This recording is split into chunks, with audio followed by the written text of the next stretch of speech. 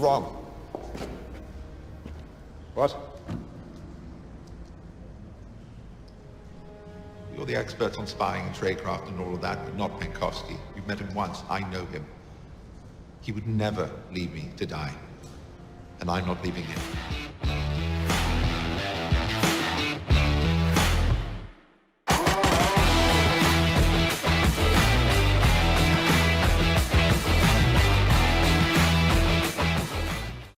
And tonight, we're taking a look at 2020's The Courier, starring Benedict Cumberbatch. And this movie's essentially about a British businessman who's used by MI6 and the CIA to transport messages and materials with a Russian spy from the Soviet Union in the 1960s.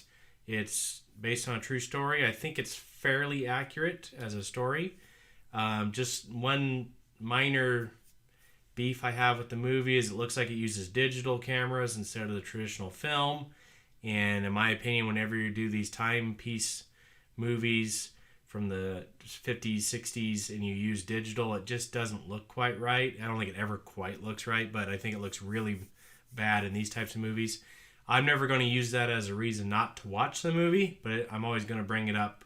Maybe some executive is going to watch my channel and go, oh, well, if the blind guy doesn't like it, we're going to stop using it. But the movie, in all seriousness, is pretty decent. It starts off a little clunky and just kind of awkward, but then it starts finding its sea legs and starts rolling pretty good.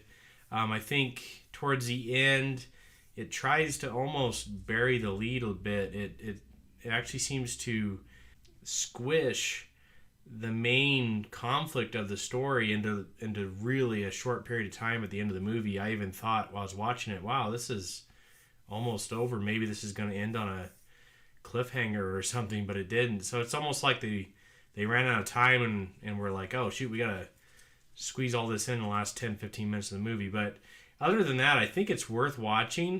The acting's pretty solid in the movie. It feels realistic. It has a great scene between Benedict Cumberbatch and the Soviet spy. Their last interaction with each other is well done and really a cool scene. So overall, I think you should check this movie out. It reminded me a bit of Bridge of Spies.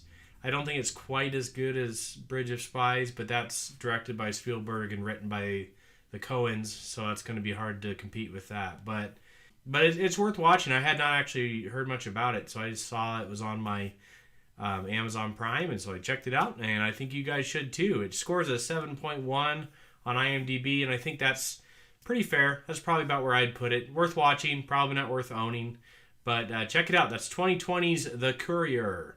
Laters on the Menjay. Laters on the Menjay.